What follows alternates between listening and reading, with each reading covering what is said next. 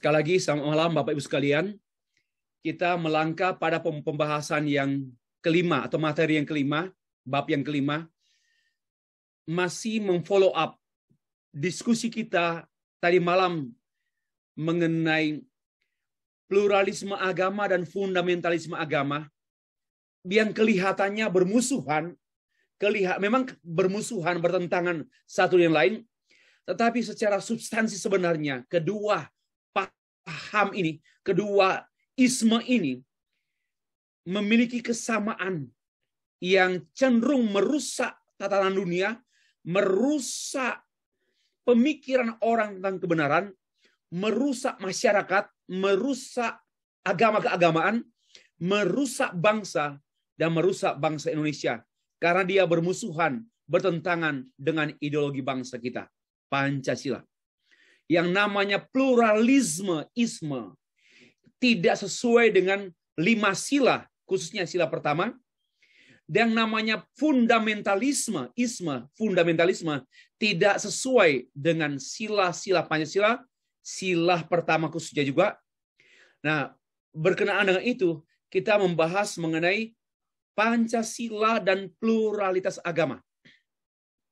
Itulah pokok bahasan kita pada pokok bahasan yang kelima. Bapak Ibu sekalian, kita mengawalinya dengan membaca satu teks Alkitab, Lukas pasal 11 ayat yang ke-17. Lukas pasal 11 ayat 17. Kita tahu bersama-sama teks ini. Ya, konteksnya Lukas 11 ini berbicara mengenai Lukas 11 ya, Yesus dan Beelzebul. Dan sejumlah orang mengira atau menganggap bahwa Yesus mengusir setan dengan kuasa setan. Ya, tetapi kemudian Yesus berkata, tetapi Yesus mengetahui pikiran mereka dan berkata, ya, lalu berkata maksud saya, setiap kerajaan yang terpecah-pecah pasti binasa, dan setiap rumah tangga yang terpecah-pecah pasti runtuh. Artinya, tidak mungkinlah Tuhan Yesus mengusir roh-roh jahat dengan Beelzebul, dengan kuasa jahat. Kan tidak mungkin. Setan lawan setan. Dalam arti kuasa setan melawan kuasa setan. Tentulah setan melawan kebenaran. Melawan Kristus. Dan poin saya di sini bukan soal ini. Bukan soal apa yang saya katakan ini. Melainkan saya menggunakan analogi. Analogi mengenai kalau kebenaran, ya, kebenaran yang diklaim oleh kelompok atau kaum pluralis dan fundamentalis masing-masing berdiri kukuh pada pendiriannya masing-masing. Ya, karena ini namanya ekstrim kanan dan ekstrim kiri. Pluralisme itu ekstrim kanan, fundamentalisme ekstrim kiri, yang pada hakikatnya sama. Ya, sebenarnya kalau lihat substansi kedua paham ini yang ada di dunia, ada di Indonesia. Sekali lagi saya interupsi, saya tidak bicara pluralitas agama. Tapi saya bicara mengenai pluralisme agama dan fundamentalisme agama. Itu yang saya sedang percakapkan. Nah, di sini dalam konteks Indonesia, menurut saya baik fundamentalisme maupun pluralisme agama ini sama dengan yang digambarkan setiap rumah tangga yang terpecah-pecah pasti runtuh. Karena pluralisme meruntuh adalah pecahan-pecahan. Pecahan kebenaran, ya bukan kebenaran. Karena kebenaran itu tidak boleh dipecah. Kecuali bilangan pecahan. Bilangan pecahan. Bukan itu. Ini kebenaran itu utuh. Maka kalau kebenaran itu dipecah hanya aspek tertentu atau ekstrim kanan, ekstrim kiri, maka yang terjadi adalah keruntuhan. Bangsa Indonesia runtuh apabila dua paham ini tetap diberi tempat oleh rakyat Indonesia, bahkan oleh pemerintah Indonesia. Kalau pemerintah Indonesia memberi tempat kepada fundamentalisme agama, keruntuhan pasti terjadi. Seperti contoh negara-negara yang runtuh karena fundamentalisme etnis, fundamentalisme agama, dan juga sebagian runtuh karena pluralisme. Kebanyakan negara-negara Eropa sudah runtuh. Memang masih ada, ya, tetapi sesungguhnya sudah runtuh. Kenapa? Karena khususnya konteks negara bangsa yang kehilangan hal-hal yang fundamental, yang mendasar, khususnya negara-negara Kristen yang tinggal simbol yang ada. Tetapi yang namanya negara yang dibangun di atas keyakinan kepada Allah dalam Yesus Kristus sudah runtuh.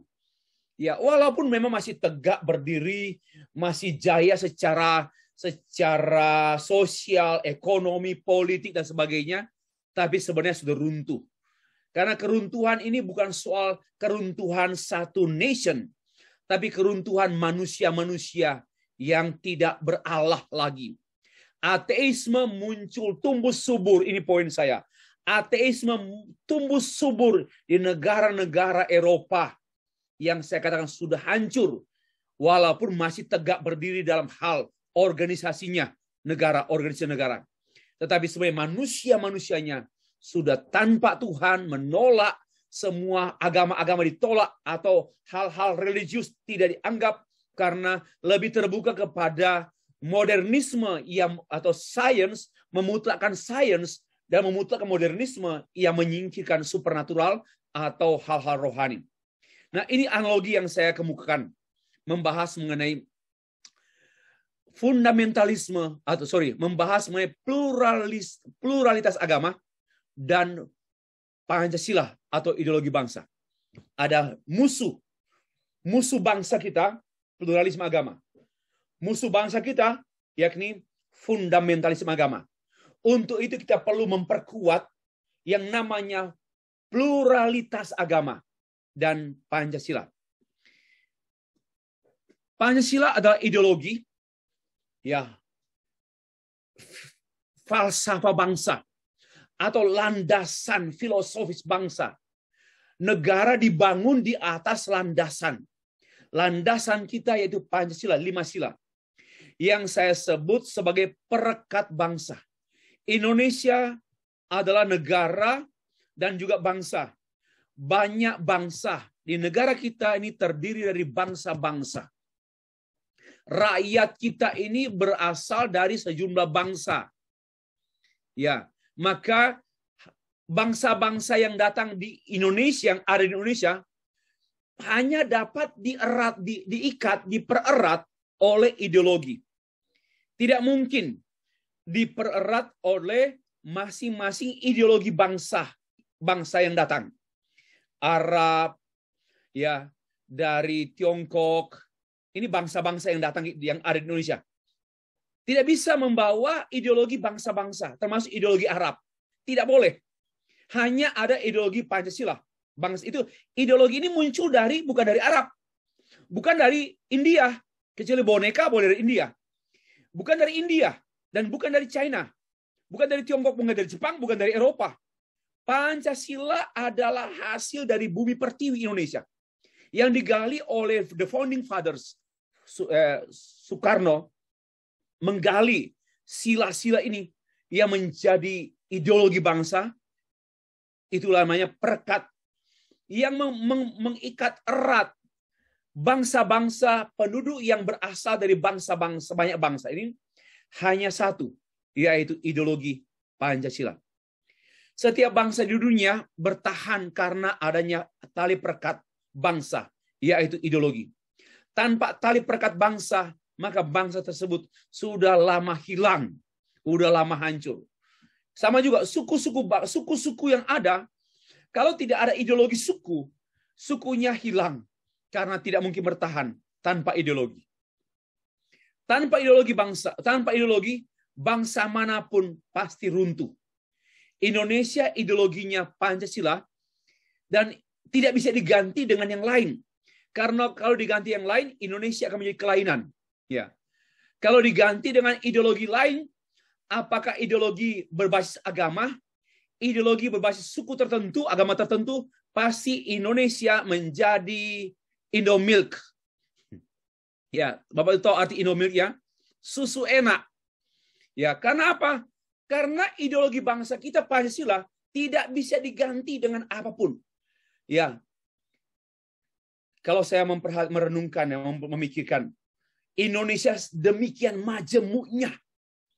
Wow, sangat majemuk. Menurut saya, satu-satunya bangsa yang paling majemuk. Bukan Jepang. Bukan Malaysia. Bukan India. Yang paling plural dalam segala hal. Ya, dalam etnis, suku-suku, ada sub-sub suku, ada bahasa, ada sub-bahasa, sub-sub bahasa. Wow. Ini paling majemuk Indonesia di dunia. Nah, nanti perlu dikaji. Tapi ini pernyataan saya, perlu dikaji. Perlu dibuat penelitian. Tapi saya sudah mempelajari sejauh yang saya tahu. Indonesia adalah satu negara yang paling, bukan lebih majemuk, ya, paling majemuk dari semua bangsa-bangsa yang majemuk. Nah, untuk menyatukan bangsa yang paling majemuk ini, kalau ideologinya lemah, Indonesia sudah lama hancur, sudah lama hilang.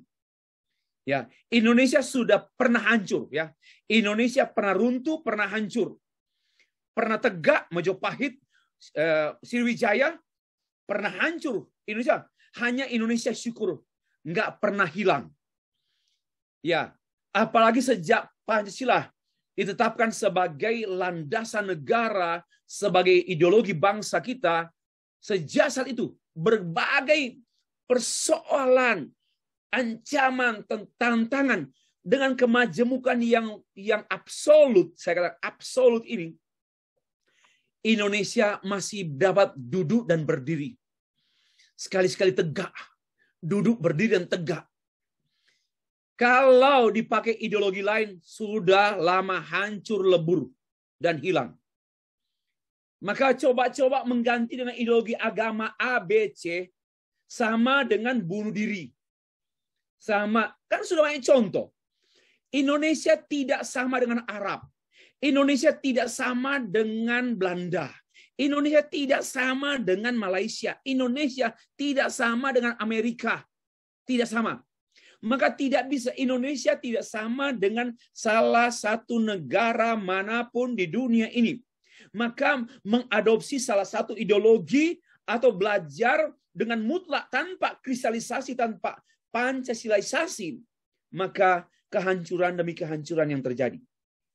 Nah, lanjut. Ideologi adalah perekat agama-agama. Tadi, ideologi adalah perekat bangsa Indonesia. Dari sekian banyak bangsa di dunia, di Indonesia, diikat dan dipererat dengan ideologi. Jangan menggunakan ideologi Minahasa, ideologi Papua, ideologi Batak, ideologi Minangkabau untuk menyatukan bangsa kita. Impossible and impotent. Ya, yang berikut, ideologi adalah perekat agama-agama. Agama-agama yang ada di Indonesia, saya sebenarnya kurang setuju menyebut agama resmi. Ada 6 agama resmi, kata pemerintah atau kata sejumlah dokumen. Apa dasarnya resmi? Kalau hanya terdaftar, lalu kalau muncul agama baru, dan dia mendaftar, apa sudah menutup kemungkinan ya? Ini berarti kebebasan beragama belum berlaku. Kalau ada agama baru yang muncul, lalu memenuhi ketentuan, lalu dia mendaftarkan agama baru, apa memang tidak boleh? Menurut saya, Pancasila membolehkan. Ya, Pancasila membolehkan. Itu karena kebebasan beragama. Walaupun ada undang-undang atau tahun 1965. Ya, tetapi tidak ada urusannya karena di atas undang-undang itu masih ada UUD 45 dan masih ada Pancasila. lucu sekali ya oknum-oknum pemerintah kita, oknum ya, yang lebih banyak bermain di bawah, di peraturan pemerintah, undang-undang ini. Lupa dengan undang-undang dasar dan lupa dengan Pancasila. Hukum di atas segalanya.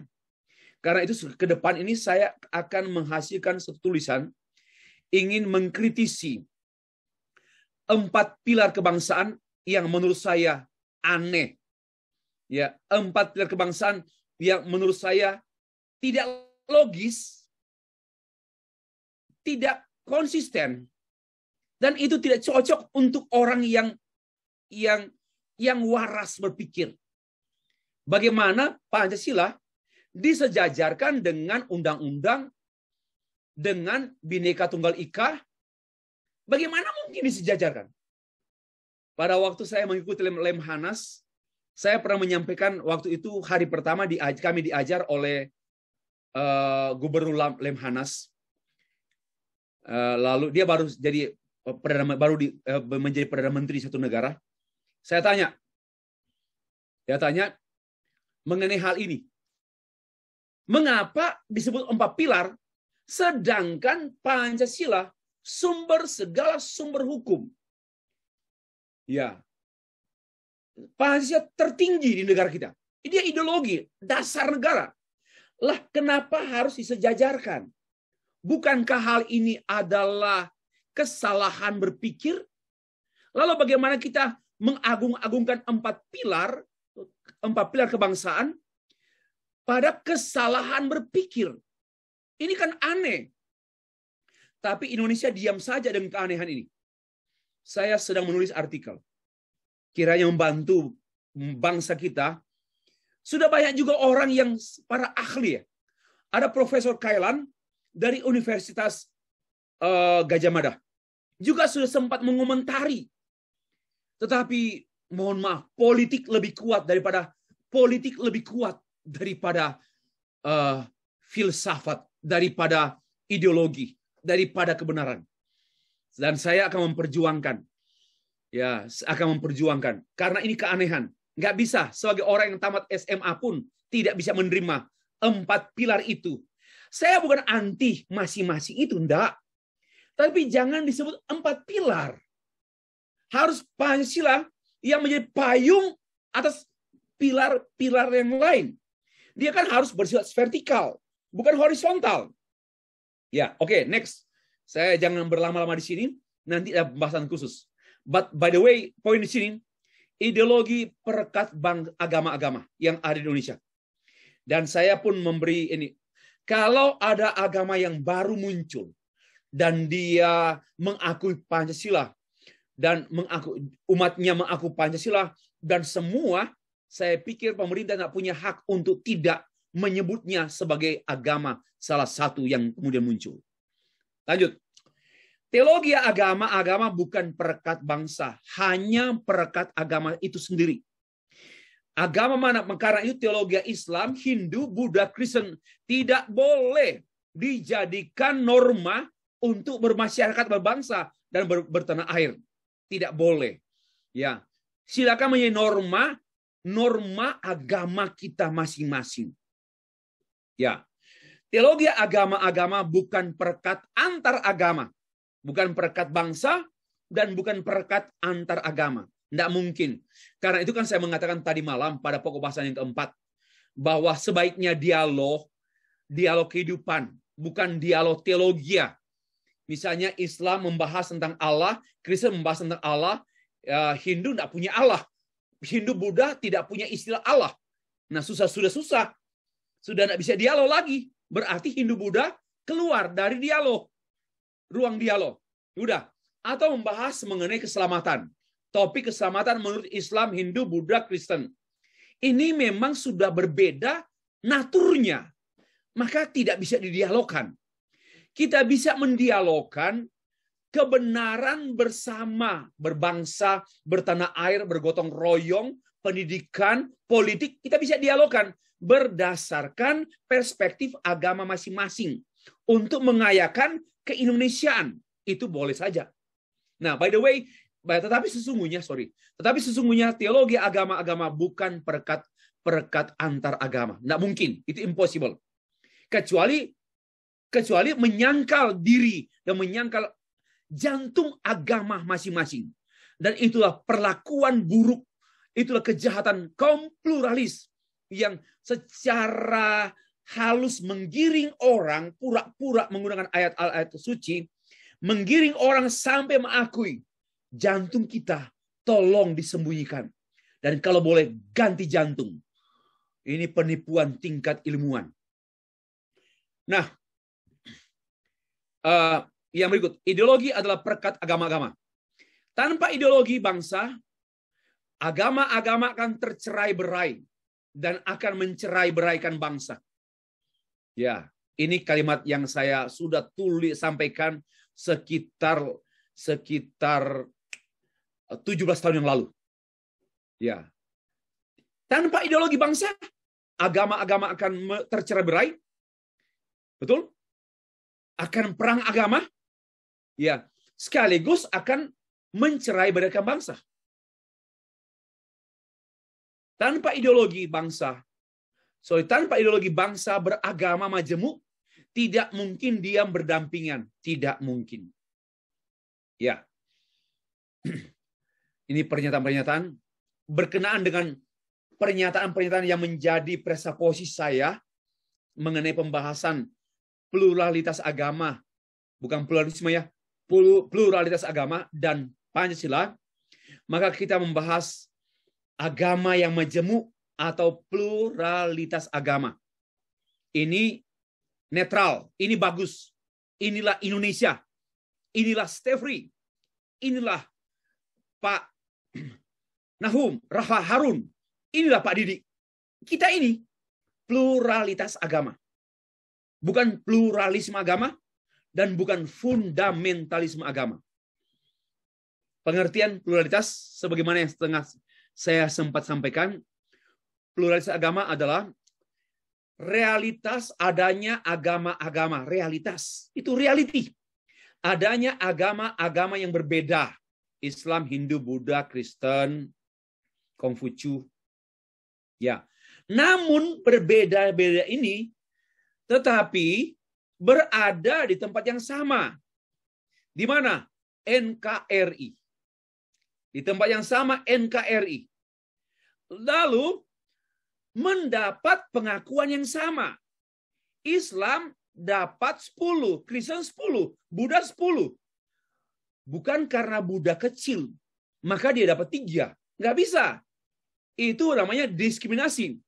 Pengakuannya harus sama. Islam 10, Kristen 10, Buddha 10, Hindu 10, Konghucu 10. Itu namanya beradab. Beradab. Pengakuan yang sama, lalu hak yang sama. Hak yang sama, tetapi sayangnya, apalagi pada era orde baru yang lalu, wow, hak tidak sama, anggaran tidak sama, termasuk sudah menjadi pengetahuan bersama untuk menjadi menteri harus sesuai dengan prosentasi pemeluk agama.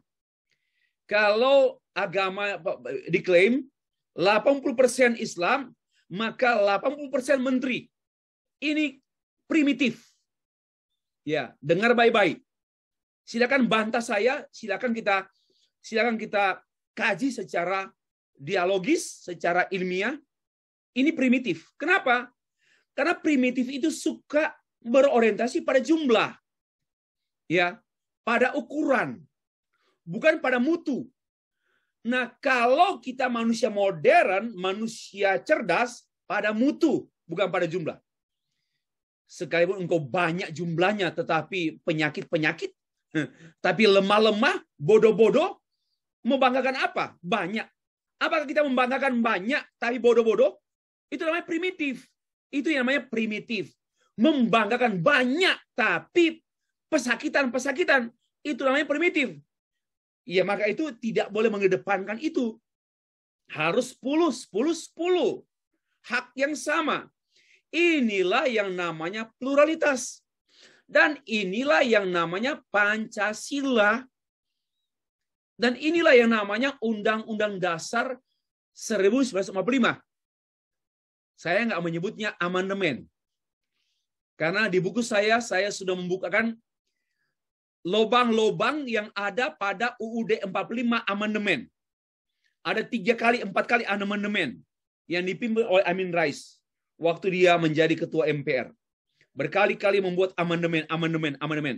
Dan hasil analisis saya yang saya tuangkan dalam buku Re-Indonesia Bangsa, saya menemukan banyak lobang-lobang yang akibatnya lobang itu berakibat pada krisis berkepanjangan pasca orde baru yang ada orde reformasi sampai sekarang, karena terlalu banyak lobang yang dibukakan, dirumuskan, dan lobang itu saya sudah bukakan di buku saya. Nah, Bapak-Ibu sekalian, ini pengertian. Setelah pengertian muncul persoalan pluralitas agama. Tadi pengertiannya seperti ini, normal, bagus, ideal. Muncul masalah persoalan pluralitas agama. 1, munculnya klaim finalitas agama tertentu. Kristen, Hindu, Buddha, masing-masing mengklaim diri. Sebenarnya kalau mengklaim diri secara internal itu tidak masalah. Tapi mengklaim secara klaim final, namun sekaligus memamerkan klaim serta meremehkan klaim orang lain, agama lain, inilah persoalan pluralitas yang memang tidak bisa dihindari. Ya, Pak Didi, Pak Polman, sampai selama-lamanya Indonesia akan bergumul dengan pluralitas dan fundamentalis. Pluralisme agama dan fundamentalisme agama. Sampai kapanpun. Ya, sampai kapanpun Indonesia ada. Nah, itulah persoalan. Yang kedua, klaim mayoritas agama tertentu. Inilah persoalan mengklaim. Kami lebih banyak, kami karena banyak, maka kami harus mendapat kue banyak. Karena kami banyak, maka kami yang terbanyak di posisi menteri. Kami yang terbanyak di posisi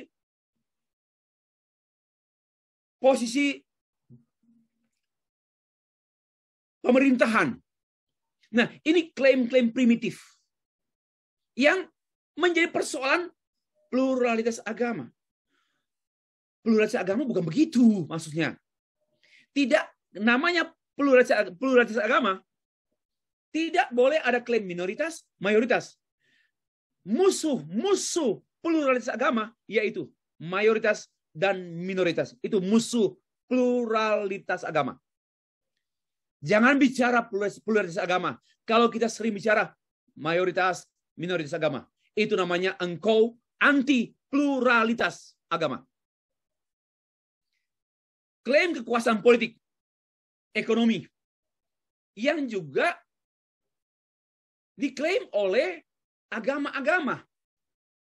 Ya, klaim agama tertentu mengklaim kekuasaan politis di MPR atau di DPR, MPR. Karena hal ini kan dibuka oleh, saya memang baru mau membukakan nanti sebenarnya, tapi saya langsung sampaikan. Masalah ini tidak akan pernah selesai. Karena Soekarno sendiri dalam pernyataan dan pidatonya, tatkala Indonesia mengalami krisis pada waktu para founding fathers dalam formulasi ideologi bangsa, menggumuli karena ada kelompok agama yang mempertahankan Piagam Jakarta. Ya, Piagam Jakarta. Tapi kemudian ada upaya-upaya untuk memberikan solusi. Ya, di antaranya Soekarno menyampaikan demikian. Kalau kita jumlahnya banyak, agama Islam, agama Kristen jumlahnya banyak, maka yang yang menduduki DPR, parlemen, yang bisa mengubah undang-undang, yaitu yang banyak. Ini kalimat ini benar yo. Ini di kumpulan BPUPKI. Itu saya punya buku itu di library saya. Ya. Dan saya pun sedang menulis buku tentang itu. Maka ada peluang untuk mengubah undang-undang atas nama mayoritas agama. Ini kan kecelakaan berbangsa. Dan menurut saya ini satu yang ditinggalkan oleh Soekarno yang menurut saya tidak Indonesiawi. Silakan periksa saya. Silakan saya akan tunjukkan sumbernya. Ya, karena memang demikian. Maka demokrasi dan agama sampai kapanpun akan menjadi problem besar di Indonesia. Dengar baik-baik. Demokrasi dan agama menjadi problem besar selama-lamanya Indonesia. Syukur ada Pancasila. Sehingga Indonesia tidak akan hilang. Terganggu terus ada. Sehingga Indonesia akan lama dewasa. Lama mencapai cita-citanya. Yang tertuang dalam Mukadimah Undang-Undang 45. Cita-cita bangsa Indonesia akan selama mencapainya. Kenapa? Karena problem yang disisakan oleh Soekarno. Ya. Antara demokrasi dan agama.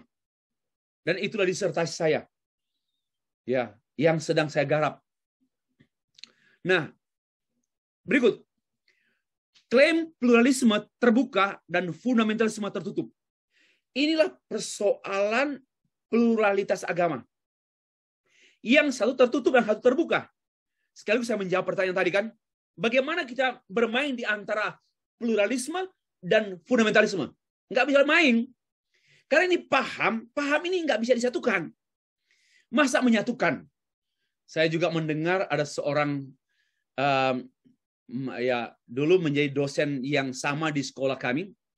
Lalu menyampaikan, dia keluar dari sekolah itu, dia menyampaikan, dia anti reform, dan dia bilang, kelemahan reform ini, maka perlu ada penyatuan antara Armenian dan reform.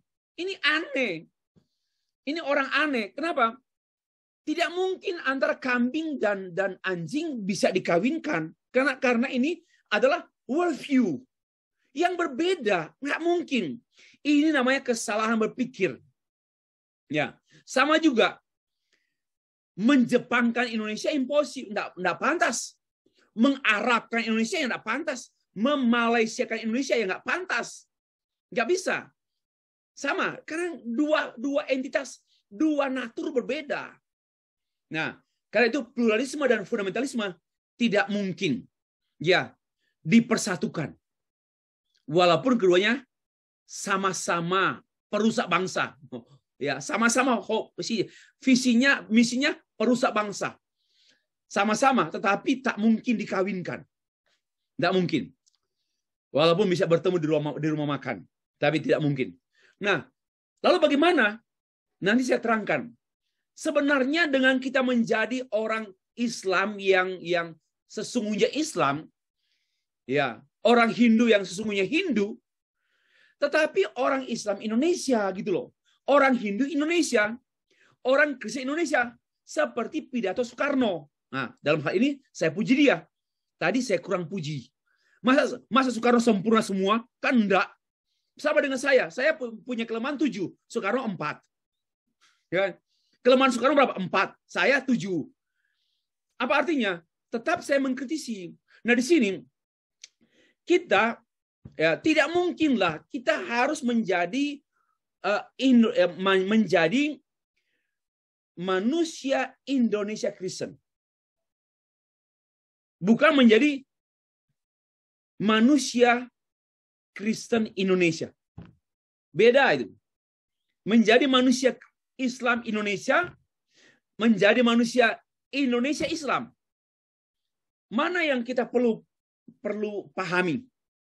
Nah, disinilah jangan jadi, kata Bung Karno, jangan jadi Islam Arab. Jangan jadi Kristen Belanda. Jadilah Kristen Indonesia.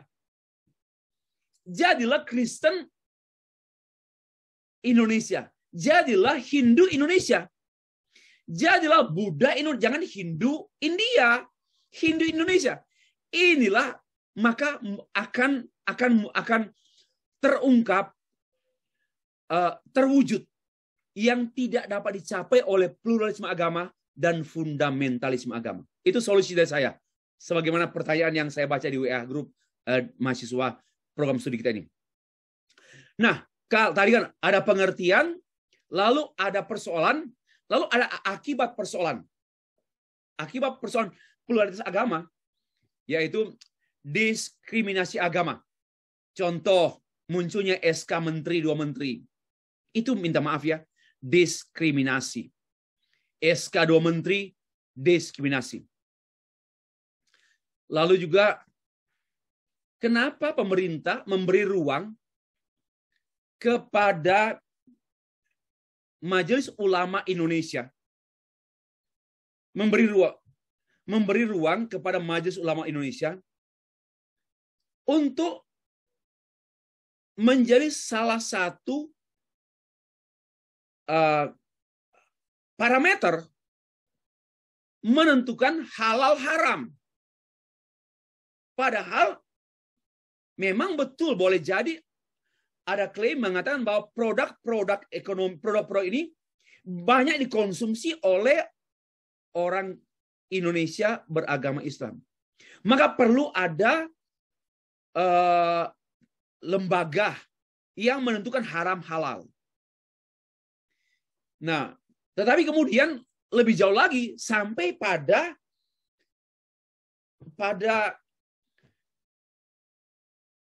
ya ucapan selamat Natal apa itu juga sempat dipersoalkan. Ini sudah agak melampaui kebebasan beragama di Indonesia dengan hadirnya MUI di Indonesia. Yang dulu dalam tulisan Pak Richard Daulay, dia menyampaikan bahwa MUI ini adalah ciptaan Soeharto untuk supaya rakyat Indonesia beragama Islam mendukung program pemerintah. Contohnya KB. Ya karena kelompok Islam tertentu berpendapat bahwa KB itu tidak sesuai dengan firman Allah. Tetapi dengan bantuan MUI meyakinkan umatnya, maka bisa. Ini program, jadi pemerintah menggunakan MUI ini untuk membantu, meminta dukungan rakyat.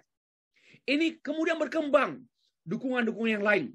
Sampai pada SBY, era SBY, kemudian MUI mendapat kekuasaan yang lebih luas lagi.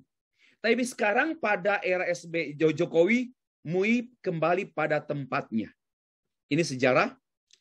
Nah, SK 2 Menteri, bantuan agama dari negara, yang dalam buku saya benar-benar diskriminatif. Ya tentu ada perhitungan karena jumlah umat. Maka sekian triliun untuk agama A dan yang ini hanya sekian miliar. Itu problem. Ya. Konflik akibatnya juga konflik agama. Perang dingin dan perang panas. Perang dingin itu sindir-sindiran. Ya, perang dingin itu ancam-ancaman. Perang panas itu termasuk konflik-konflik horizontal. Ya, yang juga mendatangkan korban, bom dan sebagainya. Tidak hanya teroris. Ya. Tetapi juga ada dukungan pihak-pihak lain. Akibat selanjutnya terjadi agamaisasi negara. Contoh Piagam Jakarta, satu upaya mengagamakan negara. Tahun 1945 dan 1999, tahun 2002 ada PPP, ada PBB, ada Perda berbasis syariat agama tertentu. Ini namanya agamaisasi negara. Tidak boleh ada aturan agama yang menjadi undang-undang. Aturan agama tertentu.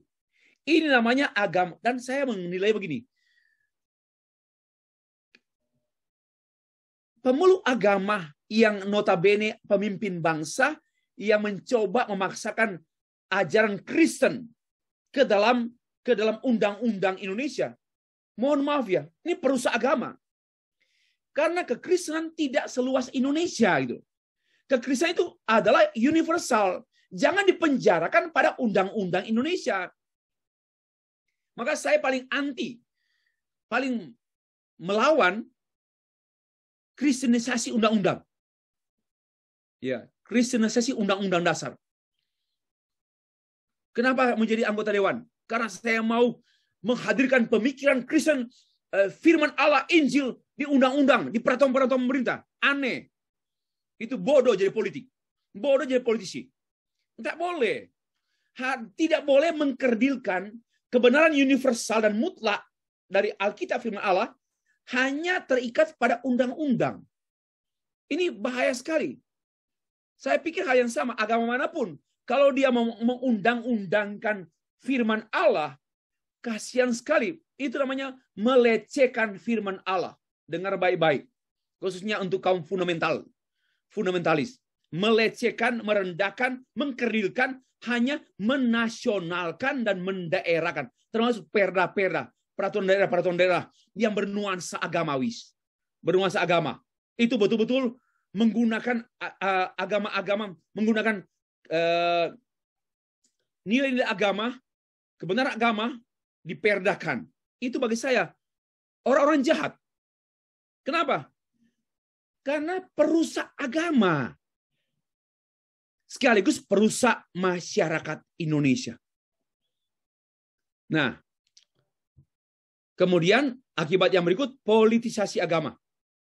Pemimpin politik, pemimpin agama sering memperalat agama untuk kepentingan-kepentingan politik sesaat. Karena memang agama ini adalah kekuatan yang paling besar selain uang. Ya. Kalau tanya, apa kekuatan yang paling besar di Indonesia? Agama. Yang kedua, pengusaha. Jadi kekuatan yang paling besar itu pemimpin agama, yang kedua, pengusaha. Karena itu para politisi itu mengincar ini. Para politisi Indonesia mengincar yaitu pemimpin agama dan pengusaha. Karena dua inilah yang mempunyai kekuatan besar dalam perpolitikan. Dan disinilah para pengusaha menjadi perusak bangsa. Karena dia sudah membayar, sudah memberikan uang kepada politisi, lalu kemudian politisi nanti terpilih, dia baru mendapat uang ya untuk perusahaannya lancar dan sebagainya. Inilah kong kaling kong ekonomi. Ya, hanya menguntungkan oknum tertentu dan merusak bangsa. Agama pun begitu. Karena umatnya banyak, pendukungnya banyak, sehingga para tokoh agama kaya-kaya. Kenapa? Karena dibayar oleh politisi. Ya, dibayar oleh politisi, sehingga bagaimana mungkin tokoh agama ya?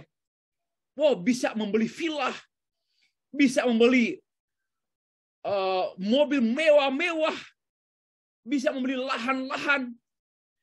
Itu ternyata uang negara melalui politisi. Buat sekolah. Di mana pemimpin agama? Kalau dia bisa mengambil hidup dari uang umat, berapa sih uang umat? Umat kita juga pandai-pandai, enggak bodoh-bodoh yang menyerahkan uangnya untuk kepentingan para pemimpin agamanya secara pribadi dan keluarga. Nah, inilah betul-betul dua kekuatan yang gampang diboncengi oleh politisi, yaitu pemimpin agama dan pedagang. Akibat berikut, terjadi chaos, kekacauan, kekerasan atas nama agama, karena ya itu tadi, agama kehilangan wibawa.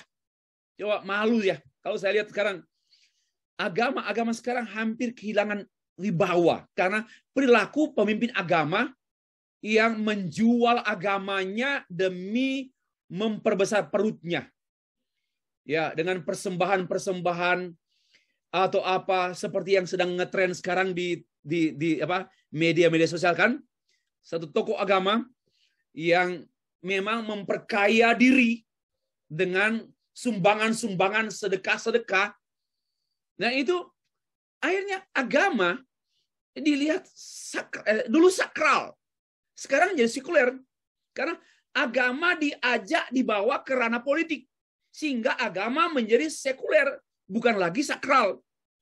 Maka pun bangkitlah amoralitas umat ya di dunia, Indonesia termasuk, ya amoralitas seperti korupsi, ya pejabat pemerintah, bukan rahasia lagi antara pengusaha dan penguasa, pasti uang dan seks. Ya, antara pengusaha dan penguasa itu apa? Politisi dan pengusaha, pasti uang dan seks, alat kelamin dan rupiah dan dolar. Itu permainan di hotel, bayar, sogok dengan perempuan, temani, itu sudah sejak zaman dulu. Ya, zaman dulu. Ini telinga ini penuh dengan kisah-kisah orang yang bertobat, pengusaha yang bertobat, dan juga tokoh masyarakat yang bertobat. Ia menceritakan bagaimana antara uang dan perempuan, antara uang dan laki-laki, itu adalah permainan mereka. Maka amoral. Dan akibatnya terus mengalami krisis berkesinambungan yang tidak pernah berhenti. Ini chaos. Apalagi pada era reformasi, awal-awal reformasi. Riwayat krisis bangsa Indonesia, kalau memperhatikan ini, saya membuat kesimpulan ya, berakar pada krisis spiritualitas, berawal pada krisis mentalitas, berbuah pada krisis moralitas, dan bermuara pada krisis di segala bidang. Eko sos budhankam. Bermuara. Dan krisis ini adalah krisis kesejahteraan bangsa kita. Pada waktu Indonesia mengalami krisis multidimensional, pasca reformasi, pasca orde baru, awal era orde reformasi, wow, banyak komentar tentang bangsa Indonesia. Krisis ekonomi, banyak ekonomi yang menyampaikan masalahnya di ekonomi. Budayawan berteriak, masalahnya krisis budaya. Jarang terdengar. Masalah utama bangsa Indonesia adalah krisis kerohanian. Kenapa? Banyak orang beragama hanya simbol-simbol. Beragama tapi memperalat agama. Beragama hanya untuk pengayaan diri. Bergereja hanya untuk pengayaan diri. Ya, beragama hanya untuk terpilih dalam partai-partai politik. Inilah kenapa nggak beragama. Ini akar masalah kita adalah termasuk negara kita, negara beragama, mengakui ketuhanan yang Maha Esa. Ya, tetapi kejahatan demi kejahatan terus terjadi. Dan banyak yang tidak dapat diselesaikan dengan hukum. Inilah akar masalahnya, bukan hukum. Akar masalahnya itu masalah pemimpinnya, umatnya, rakyatnya nggak beragama. Ada agamanya ABC, tapi sebenarnya hanya kulit. Hatinya jahat. Ya, maka lihatlah akar masalahnya. Mengapa orang korupsi? Bukan kurang uangnya. Karena memang tidak bertuhan.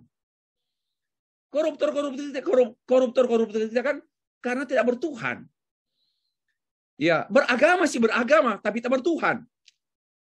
Bergereja sih bergereja, tapi tak berkristus.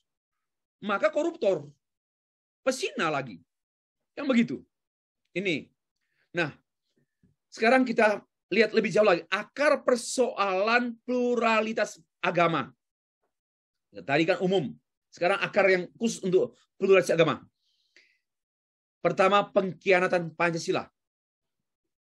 Itu akar persoalan pluralitas agama.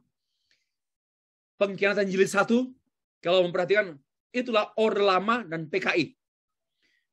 Pengkhianatan jilid 1, mengkhianat Pancasila. Ya, Orde Lama dan PKI. Pengkhianatan jilid 2 itu di buku saya. Ya. Orde Baru, yaitu politisasi atau ekonomisasi Pancasila. Jadi Pancasila ini demi ekonomi pemimpin bangsa. Dipolitisasi, Pancasila dipolitisasi untuk kepentingan kekuasaan, kelanggengan kekuasaan. Biar menjadi pemimpin selamanya.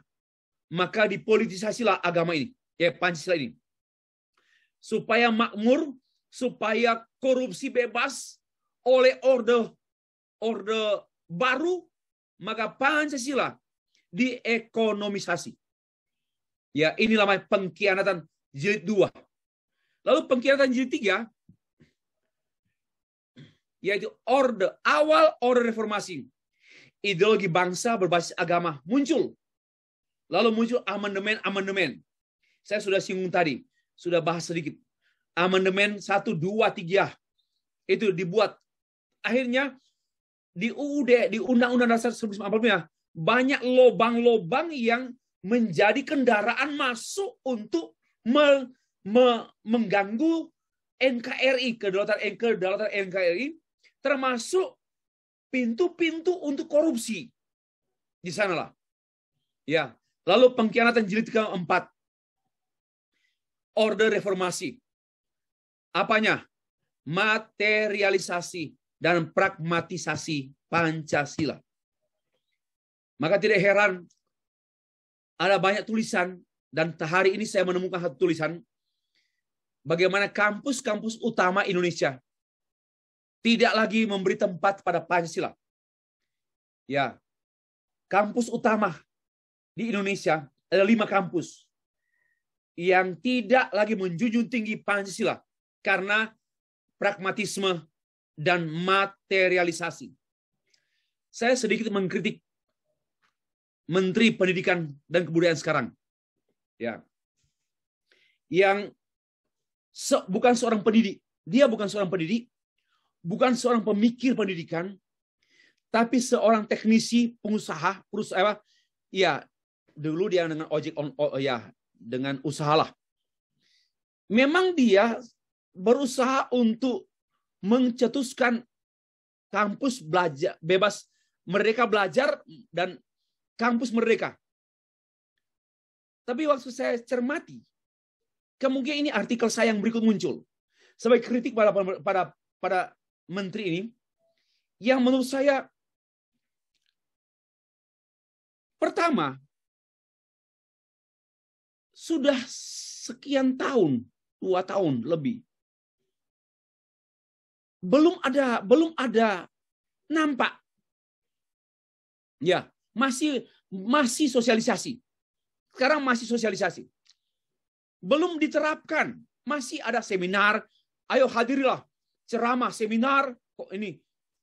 Kenapa mungkin masih begitu? Sudah 2 tahun lebih. Masih mau ceramah seminar.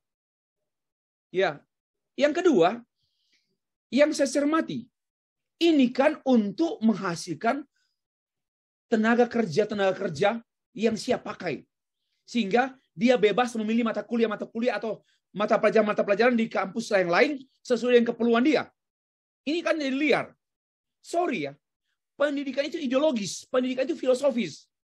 Ada aturannya. Ada hal yang idealisme, nggak bisa diganggu gugat.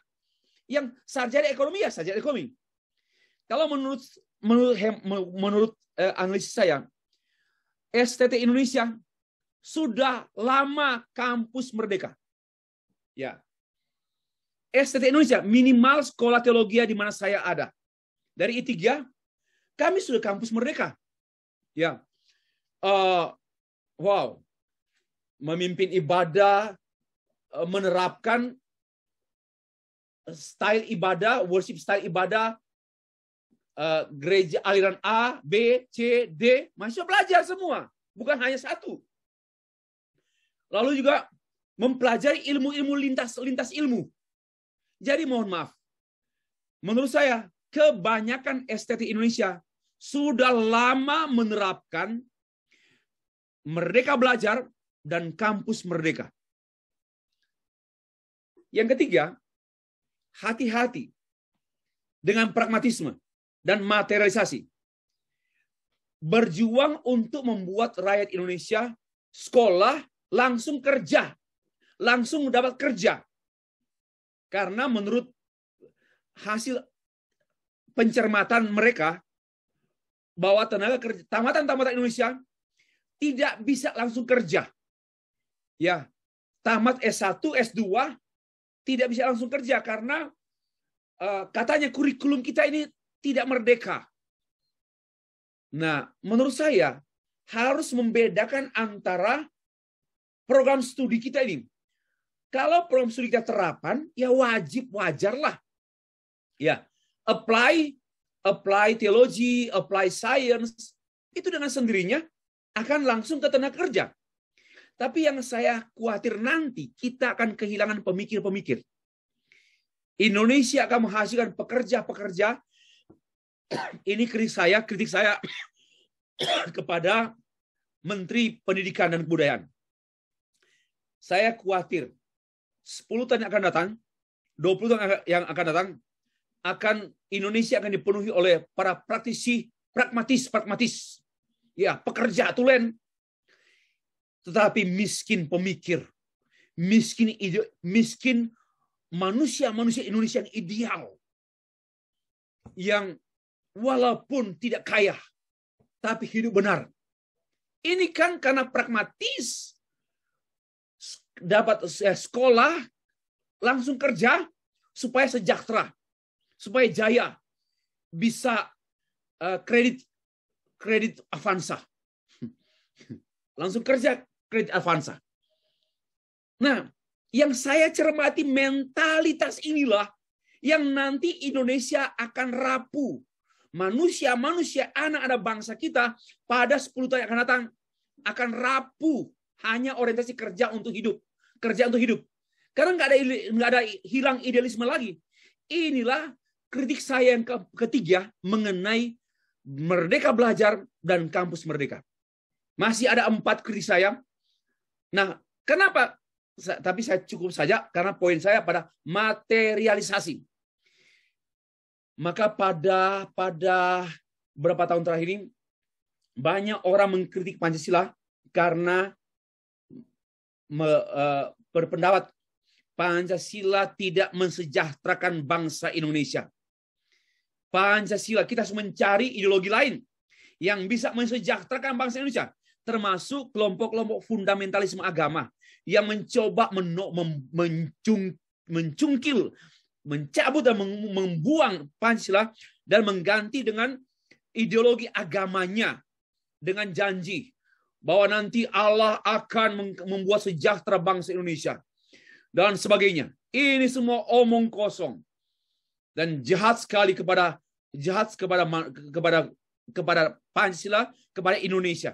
Ini egois banget, hanya untuk diri sendiri dan kelompok sendiri.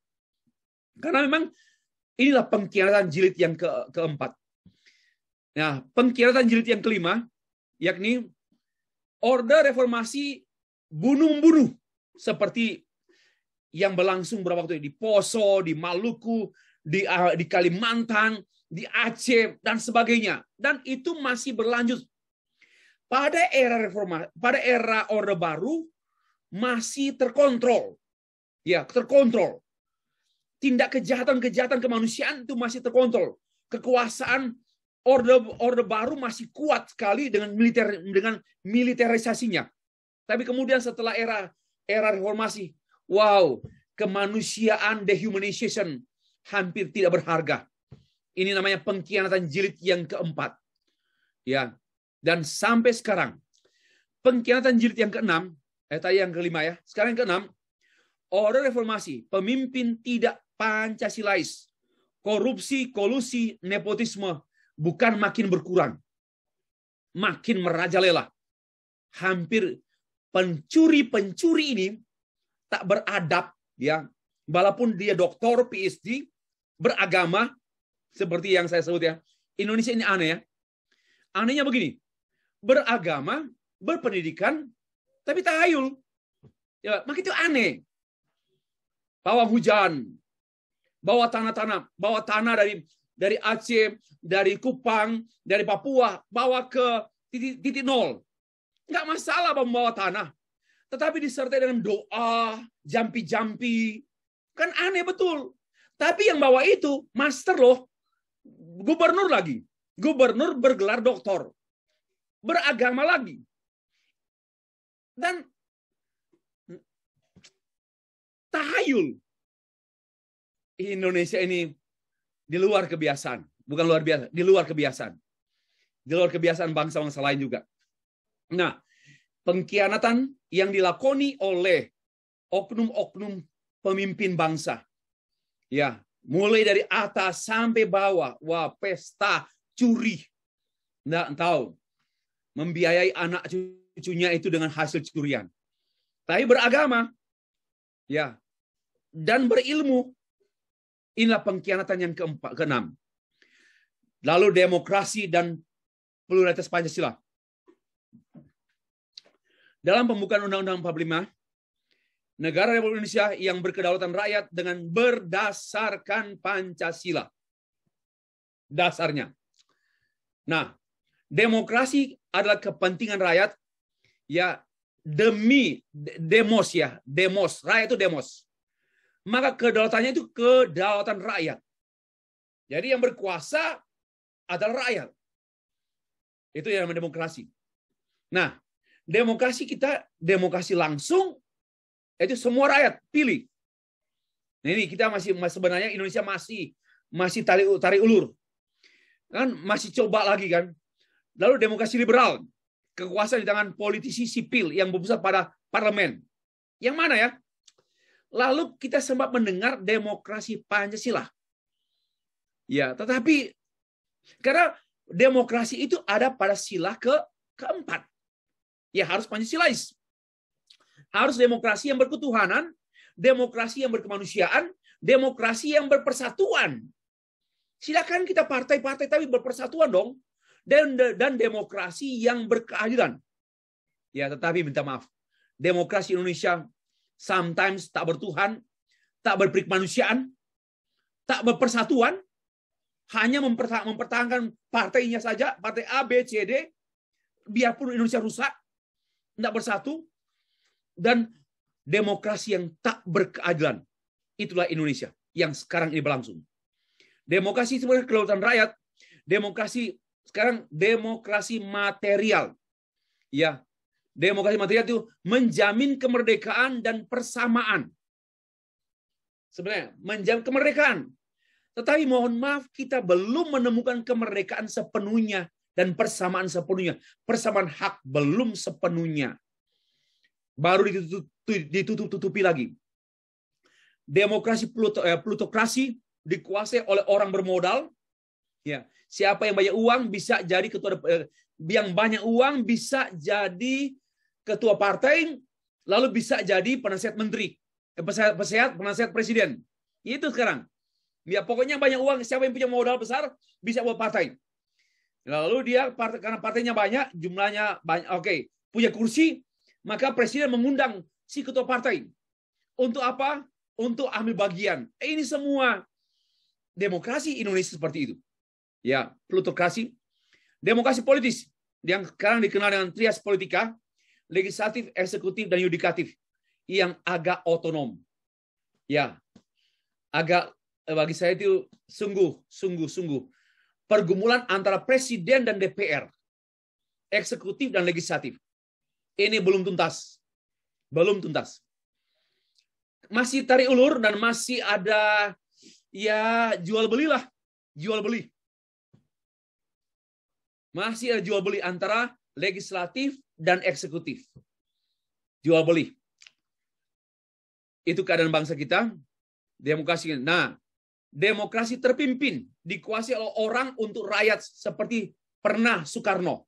Dan ini sudah berlalu. Demokrasi Pancasila berdasarkan 5 sila. Semestinya demikian. Tetapi masih jauh dipandang. Masih jauh. Ini masih ada sesak nafas, sesak dada.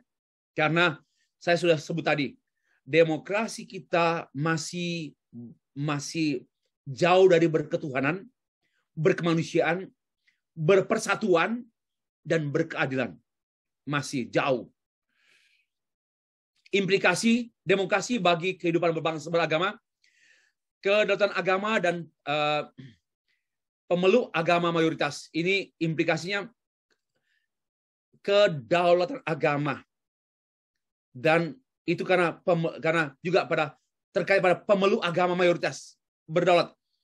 Maka yang berdaulat itu yang banyak. Yang besar yang berdaulat, yang berkuasa.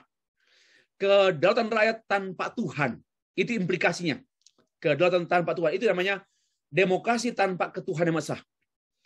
Kedaulatan rakyat tanpa berperikemanusiaan. Kedaulatan rakyat tanpa persatuan. Dan tanpa keadilan sosial. Itu yang masih ada di sana-sini. Dan kita perlu memperjuangkan hal itu. Nah, sebagai solusi persoalan pluralitas agama. Pancasila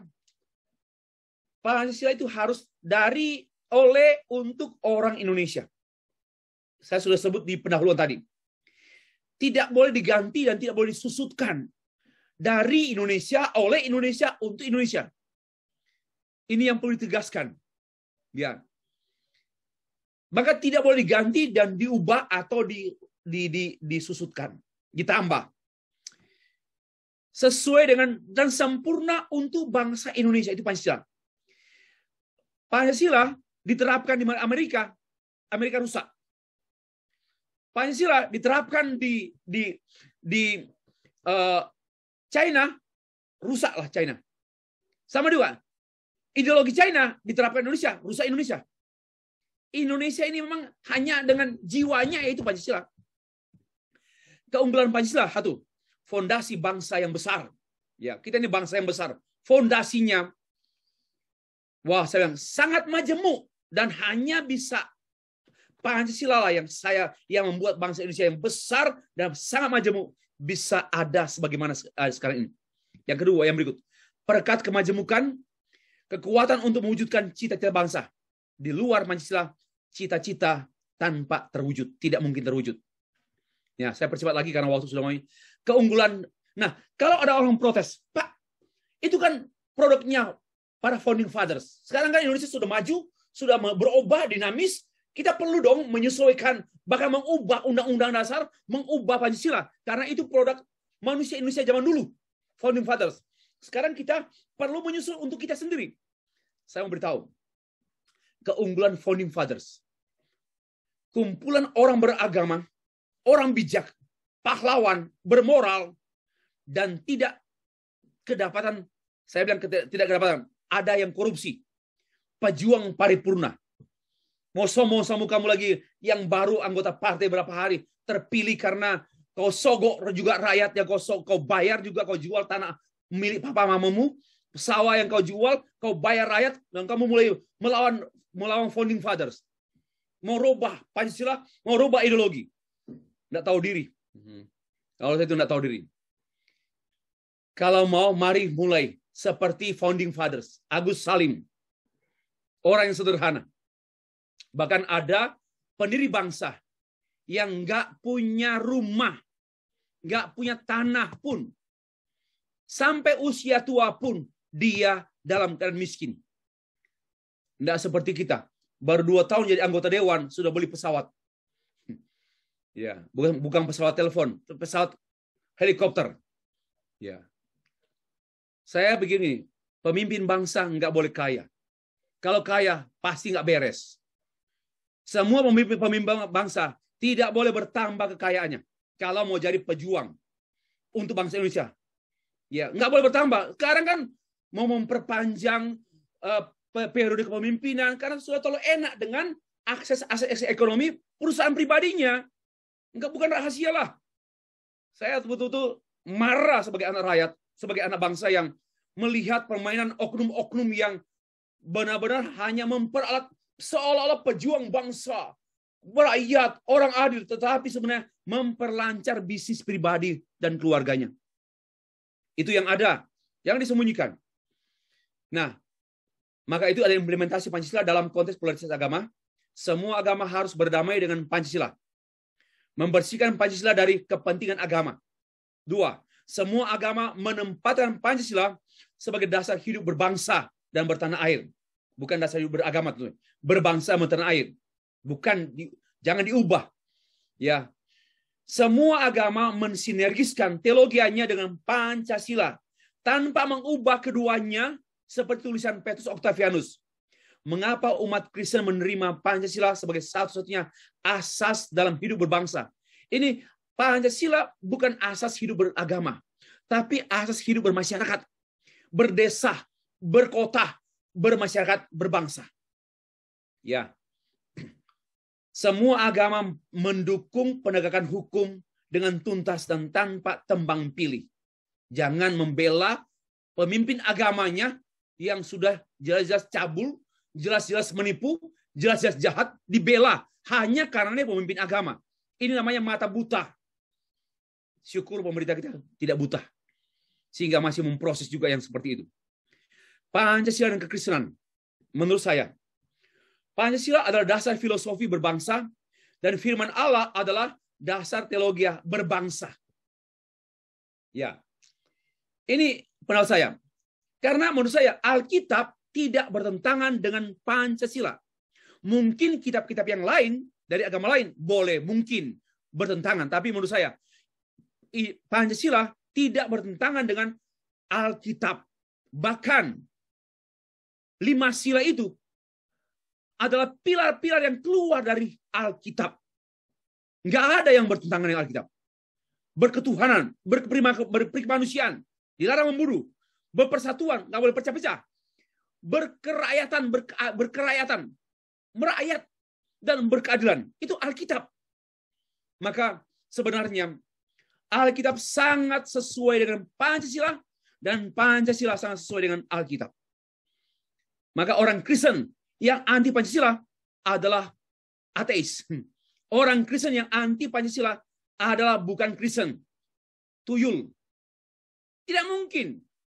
Ya, orang Kristen yang mengubah Pancasila betul-betul bukan betul orang Kristen. Tidak melakukan Pancasila secara murni dan konsekuen bertentangan dengan firman Allah. Ya. Penerapan Pancasila dalam bergereja, mari bergereja dengan bergereja yang berketuhanan, gereja yang berperikemanusiaan, jangan gereja yang egois, nggak tahu tidak peduli dengan kemanusiaan, yang orang susah di samping gereja harus berperikemanusiaan, dan gereja yang berkesatuan, gereja yang bermasyarakat, dan gereja yang berkeadilan sosial. Ini harus diterapkan. Ini Bapak Ibu boleh menjadi tesis loh. Siapa yang mau pilih nomor 1? Gereja yang berketuhanan, gereja berkemanusiaan, gereja yang berkesatuan, gereja bermasyarakat, dan gereja yang berkeadilan sosial. Inilah kekuatan. Maka itu kekristenan paling dekat dengan Pancasila dan Indonesia. Kesimpulan, hanya dengan Pancasila kesejahteraan agama-agama dapat terwujud. Kesejahteraan agama-agama adalah kesejahteraan bangsa Indonesia, dan sebaliknya. Kesejahteraan bangsa Indonesia adalah kesejahteraan agama-agama. Demikianlah presentasi saya mengenai materi yang ke-5.